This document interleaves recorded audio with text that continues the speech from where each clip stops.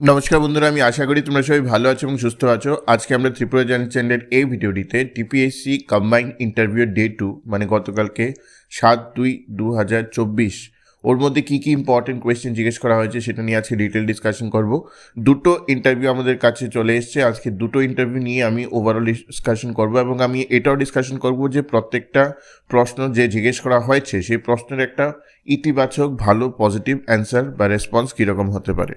ভিডিওটিতে যাবার আগে আমি আবার তোমাদেরকে রিকোয়েস্ট করব যে যদি তোমাদের আমাদের চ্যানেলের কন্টেন্টটা পছন্দ হয় ডেফিনেটলি একবার লাইক শেয়ার এবং সাবস্ক্রাইব করে দাও এবং তোমাদের ডিফারেন্ট সার্কেলসে এই ভিডিওটি একবার স্প্রেড করে দাও যাতে ম্যাক্সিমাম পিপল যারাই মানে ধরো ইন্টারভিউ অনেকে অ্যাফোর্ড করতে পারে না কোনো প্রাইভেট কোচিংয়ে গিয়ে দিতে, তো যারাই যেটা পারে না তারা যাতে অ্যাটলিস্ট ভিডিওটি শুনে ওরা কিছু হলেও লাভান্বিত হয়। এখন আমি ভিডিওটি শুরু করছি, ভালোভাবে ভিডিওটি বোঝার চেষ্টা করো। দেখো পরে কি হবে সেটা জানি না, কিন্তু এখনও অবধি ইন্টারভিউ সেই প্ল্যানে চলছে যে প্ল্যানে আমরা ইন্টারভিউ নিয়েছি ওভারঅল লাইভ মক যতগুলি নিয়েছি। তো কালকে যে প্রথম ক্যান্ডিডেট যার সাথে আমি কথা বললাম ও বলল যে স্যার আমি as soon as I enter the panel এবং I was asked to sit, আমি গ্রিট করার পরেই আমাকে প্রথম জিজ্ঞেস করা হয়েছে তুমি G20 নাম শুনেছো? তো ও বললো ইয়েস স্যার শুনেছি। তো বলছে আমাদের ত্রিপুরাতে G20 যে সামিট ছিল সেটা কিসের উপর ছিল? ঠিক আছে, তো বলার পর ক্লিন এনার্জি, তারপর ওকে জিজ্ঞেস করা হয়েছে ক্লিন এনার্জি কী, তারপর ওকে জিজ্ঞেস করা হয়েছে সাস্টেনেবল ডেভেলপমেন্ট গোলস কী। ওর তোমার কি মনে হয় clean energy sustainable development goal এটা একটা পঞ্চায়েত বা আইসিডিএস বা চাইল্ড ডেভেলপমেন্টের ফিল্ডের মধ্যে এটা কতটুকু দরকার? মানে they are trying to figure out মানে ওর থেকে যে ও কত ভালো বোঝার চেষ্টা করে বা কত ভালো ও জানে অ্যাবাউট কানেক্টিভিটি, ঠিক আছে না? একটা কমন কথা হলো ক্লিন এনার্জি বলো তুমি, সাস্টেনেবল ডেভেলপমেন্ট গোলস বলো তুমি, these are all important parameters. এগুলো যদি বেটার হয় that means the overall quality of life of individual will be better, especially for lactating mothers and pregnant women. You require proper environment, ঠিক আছে, you require proper right kind of air quality index for the kid to be healthy, ঠিক আছে। So clean energy and everything is very important. তো সেটাও justify করেছে, যদিও ওরা sound করেছে কনভিন্সড নয়, কিন্তু আমার মনে হয় ও জিনিসটাকে ভালো লিঙ্কেজ করতে পেরেছে। This was a very good linkage that he was able to do. তারপর নেক্সট ওরা চলে গেছে পোস্ট প্রেফারেন্সের উপর। তো পোস্ট প্রেফারেন্সের পরে বললো যে ধরো তোমাকে সিডিপিও দিয়ে দেওয়া হবে এবং এরকম একটা সিচুয়েশন এলো যেখানে তুমি দেখছো যে এনভায়রনমেন্টাল পলিউশন প্রচণ্ড আছে তোমাদের এখানে, এয়ার কোয়ালিটি ইন্ডেক্স আছে, তখন তুমি কী কী স্টেপ নেবে? বুঝলে ব্যাপারটা? তো বেসিকলি কী হয়, যদিও air quality index and all this থিংসকে ইম্প্রুভ করার দায়িত্ব ডাইরেক্টলি সিডিপিওর নেই, কিন্তু এটা একটা কিন্তু তথাকথিত একটা কথাবার্তা আছে স্পেশালি আঙ্গনবাড়ি সেন্টার্সের জন্যে, যখন প্রেগনেন্ট ওমেন ল্যাকটেটিং মাদার্সের মানে প্রত্যেকের তো একটা হাইজিন এবং একটা এনভায়রনমেন্ট দরকার টু গ্রো দ্য বেবি, ঠিক আছে।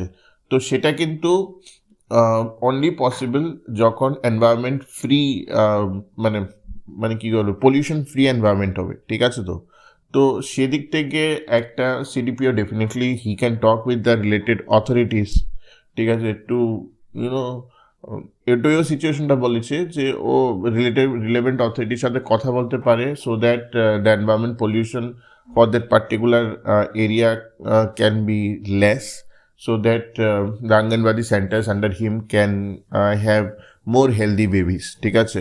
তো এটা হলো ব্যাপার। তারপরে আশা ওয়ার্কারের কাজ কি, it is a very important point যেটা অনেকেই তোমাদেরকে হয়তো জানো না তোমরা। ধরো তুমি someone has given birth two A baby and এখানে অনেকেই আছে যারা প্রাইভেট ডক্টর বা প্রাইভেট কারোর কাছে যেতে পারে না। তো প্রত্যেকটা এরিয়াতে একটা করে আশাকর্মী থাকে। আশাকর্মীর কী কাজ, শি ইজ এ ওমেন। তো আশাকর্মী ওই মানে পার্টিকুলার বাড়িতে যায় অন কল, যাবার পর জেনারিক ফ্রি মেডিসিনস দেয়, ফ্রি ইনস্ট্রাকশন দেয় বাচ্চাকে কীভাবে হেলদি রাখতে হয়, ওভারঅল বাচ্চার মনিটর করে যাতে বাচ্চা ছোটোর থেকে হেলদি হতে পারে, ঠিক আছে। তো আশাকর্মীর কী কাজ সেটা ওকে জিজ্ঞেস করা হয়েছে। তারপর অবভিয়াসলি ডিফারেন্ট স্কিমের ব্যাপারে জিজ্ঞেস করা হয়েছে। ওকে জিজ্ঞেস করা হয়েছে আয়ুষ্মান ভারতের আন্ডারে অ্যাকচুয়ালি ক্যাবিনেট একটা ডিসিশন হয়েছে আই থিঙ্ক পরশু দিন, যে এখন ত্রিপুরা গভর্নমেন্টের আন্ডার গ্রুপ সি এমপ্লয়িদের কাছেও একটা অপশন থাকবে to get A health insurance. তো ওকে জিজ্ঞেস করা হয়েছে এটা কোন স্কিমের আন্ডারে, এটা অ্যাকচুয়ালি জন আরোগ্য স্কিমের আন্ডারে, আন্ডার আয়ুষ্মান ভারত, ঠিক আছে। প্লাস ওকে নিজের পার্সোনালিটি, ওকে ওর লাইফের উপর জিজ্ঞেস করা হয়েছে, ওকে জিজ্ঞেস করা হয়েছে যে কোন পোস্টের প্রেফারেন্সও চায়। তারপরে ওকে জিজ্ঞেস করা হয়েছে যে ইউক্রেন রাশিয়া ওয়ারটা এখনো থামছে না কেন, সমস্যাটা কী হচ্ছে। তখনও বলেছে ইউএসএ ফান্ড করছে, USA is trying to fuel it. তখন ওকে ওকে জিজ্ঞেস করা হচ্ছে is Russia such a fool that it is not able to stop the war or the burden is on Ukraine. তুমি বোঝার চেষ্টা করো, when a larger power is fighting with the lesser power, যদি লার্জার পাওয়ার যদি যুদ্ধটা শেষ করে দেয়, ঠিক আছে, তাহলে কিন্তু moral victory it will be said of the lesser power. This is all political diplomacy. So Russia তো রিটালিয়েট করতেই হবে। The onus is basically on Zelensky and Ukraine to first concede, কিন্তু ওরা তো করবে না as long as arms and ammunitions and fueled by USA. তো এতে কিছুই হচ্ছে না। Russia is in a constant state of bother, as well as no one is happy. Basically everyone is tired of this war, but they are fueling the war somehow. তো এই কোয়েশ্চেনগুলি ওকে করা হয়েছে। Total ওর ইন্টারভিউটা 20-25 মিনিট ছিল। আমার মনে হয়েছে ইন্টারভিউটা ভালো হয়েছে, 2-3টা কোয়েশ্চেনের উত্তর খুব ভালো হয়েছে। I feel there is a good chance যে পেতে পারে, ওর রিটার্নও ভালো হয়েছে। So this is candidate number 1। আচ্ছা, candidate number 2 belongs to ST community. তো ক্যান্ডিডেট নাম্বার 2কে ফার্স্ট কোয়েশ্চেন যেটা জিজ্ঞেস করা হয়েছে, মানে ওকে সবচেয়ে বেশি যে জিনিসটার উপর প্রুভ করা হয়েছে সেটা হলো হবির উপর। ও হবি বলেছিল যে হি লাভস ডিবেটিং। তখন ওকে একটা সিনারিও দেওয়া হয়েছে যে is constitution a necessary evil, what would be your points for or points against it, ঠিক আছে। তো দেখো, this is again a very interesting question but a very trick question. Constitution is mandatory for any country. It is the law of the land. But having said that, this constitution all the time মানে যে সিটিজেনকে help করে এটা না। Today the constitution has given birth two issues like reservation, যেটাতে meritocracy মানে অনেক ক্ষেত্রে দমন হচ্ছে। তারপরে আরও ডিফারেন্ট ডিভিশন। কনস্টিটিউশন বেসিকলি অনেক কেসে ডিভিশন ক্রিয়েট করেছে, সুইটেবল ডিভিশন, কারণ যতক্ষণ নাই বইটা ছিল, কনস্টিটিউশনের বইটা ছিল, কনস্টিটিউশনের ডিফারেন্ট আসপেক্ট ছিল, ততক্ষণ অবধি তো সেই জিনিসগুলো সোসাইটিতে হতো না। এটা হলো অ্যাগেইনস্ট পয়েন্ট। কিন্তু যদি ফর পয়েন্ট বলো, আমি বলবো এটা অ্যাগেইনস্ট থেকে অনেক বড়। কারণ যতক্ষণ না একটা রুল অফ ল, একটা ল অফ দ্য ল্যান্ড হবে, একটা ডিকটাম হবে যে একটি পার্টিকুলার কান্ট্রির বাউন্ডারি এর থেকে বেশি যেতে পারে না, তো ততদিন অবধি তো কোনো মতেই কোনো কান্ট্রি ডেভেলপমেন্ট হতে পারে না। It will become a radical society, ঠিক আছে না। তো constitution, it is not correct that constitution is a necessary evil. However there are certain limitations of the constitution, যেটার থ্রুতে রিজনেবল রেস্ট্রিকশন আসে, ডিভিশন ইন দ্য সোসাইটি আসে। তো time to time reform in the constitution is very much necessary. তো এটা হবে মোটামুটি এরকম লাইনের উত্তর। ও এরকম লাইনের উত্তর দিয়েছিল, which I feel is good.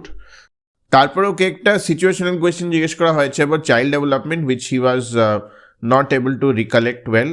কিন্তু যেটাও মোটামোটা বলেছে, ওকে পোস্ট প্রেফারেন্সের উপর নেক্সট প্রুভ করা হয়েছে যে কেন তুমি পঞ্চায়েত এক্সিকিউটিভ অফিসার আগে দিয়েছো, কেন সিডিপিও পরে দিয়েছো, এক্সেট্রা এক্সেট্রা। এইরকম প্রশ্ন যদি তোমাদেরকে করা হয়, আমি তোমাদের প্রত্যেককে বলছি, মনে রাখবে একটা কথা, ঠিক আছে, there is nothing right or wrong in giving any preference. তোমাকে 3টে প্রেফারেন্স দেওয়া আছে, তোমার যেটা মনে হয়েছে তুমি সেটা দিয়েছো। এখন তুমি জিনিসটাকে জাস্টিফাই কিভাবে করবে?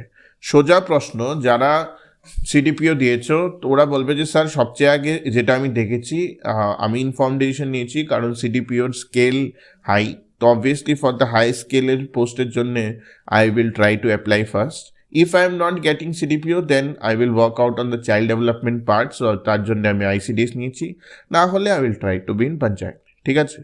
এখন ধরো তুমি যদি পঞ্চায়েত প্রথমে দিয়ে দাও, তাহলে তুমি যে জিনিসটা বলবে যে sir I have taken this inform decision, since I had to give preference, আমি ইনফর্ম ডিসিশন নিয়েছি on the basis of the total number of seats allotted and the probability of me getting it. কারণ sir competitive এক্সামের মধ্যে we need to first of all strategize well, and this was part of my strategy. Apart from that, কনস্টিটিউশনের মধ্যে আমি পড়েছি about panchayat, and I think it is the grassroot democracy.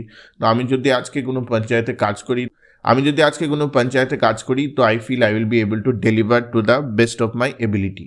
তো এই কিছু point আছে যেগুলি দিয়ে তুমি জাস্টিফাই কিন্তু করতে হবে তোমার পয়েন্ট অফ ভিউতে, and you need to stick to whatever the post preference that you have been given. ঠিক আছে? তো এটা হলো ওকে যেটা প্রুভ করা হয়েছে। ওকে আবার টিটিএডিসি নিয়ে প্রুভ করা হয়েছে। ওকে যে প্রশ্নটা বলা হয়েছে যে টিটিএডিসি তো ভালো কাজ করছে, তো টিটিএডিসি ভালো কাজ করার পরেও ডেভেলপমেন্ট হচ্ছে না কেন সেরকমভাবে। তো ও রিজনগুলি দিয়েছে, ডেমোগ্রাফিক চ্যালেঞ্জেস আছে, ল্যাক অফ ফান্ড আছে, হুইচ ইজ ট্রু। তারপর টিটিএডিসিতে তোমার ডিফারেন্ট জায়গাতে ট্রান্সপারেন্ট ইস্যু আছে। আমি রিসেন্টলি রিক্রুটমেন্টের কথাটা বলছি, so transparency is also an issue. তো অনেকগুলি পয়েন্ট আছে যেগুলি ও ফুটিয়ে তুলতে বলেছে। তারপরে ওকে ফুটবল নিয়ে অনেকক্ষণ প্রুভ করা হয়েছে। ও বলেছে যে ওকে জিজ্ঞেস করা হয়েছে তুমি কী খেলো বা খেলতে পছন্দ করো, তখন ও বলেছে ফুটবল। তো ওকে ফুটবল নিয়ে ডিফারেন্ট ক্লাব, কোপা আমেরিকা থেকে আরম্ভ করে ডিফারেন্ট কাপস যেগুলো আছে, এবং কোন টিমকে ফলো করে, কোন প্লেয়ারকেও ফলো করে, সেই সব জিনিস ওকে বেসিক্যালি জিজ্ঞেস করা হয়েছে। That is basically on his liking side. তো এটা হলো ওভারঅল ইন্টারভিউয়ের idea of the second candidate. তো আমি যে জিনিসগুলো দেখছি যে ইন্টারভিউগুলো ভয়ানক কিছু হচ্ছে না, until unless you are trying to be over smart and you are trying to be rude with them. তো যে জিনিসগুলো আমি গতকালকে বলেছিলাম সেগুলো আমি আবার রিপিট করছি, don't be rude with them. ওদের কথাটা আগে শুনে নিও, শোনার পর প্রশ্নটা আগে শুনে নাও, বুঝে নাও, বোঝার পর একটা লিটল পজ, 2-3 সেকেন্ডসের পজ নিয়ে উত্তর দেবে। Do not try to answer in haste. তৃতীয় কথা হলো don't make too much of hand gestures. খুব লিমিটেড রাখবে হ্যান্ড জেস্টারগুলিকে। ইউ আর নট গিভিং যেটাকে বলে না lecture out there. Hand gestures লেকচারে ইউজ হয়, not when you are answering questions in interview. এবং চতুর্থ, dress well and don't wear a loud perfume. আশা করি তোমাদের সবারই ইন্টারভিউ ভালো হচ্ছে। তোমরা ডেফিনেটলি আমাকে ইনবক্স করে আমাকে জানাবে অ্যাবাউট your interviews. ঠিক আছে? Like, share and subscribe Tripura channel.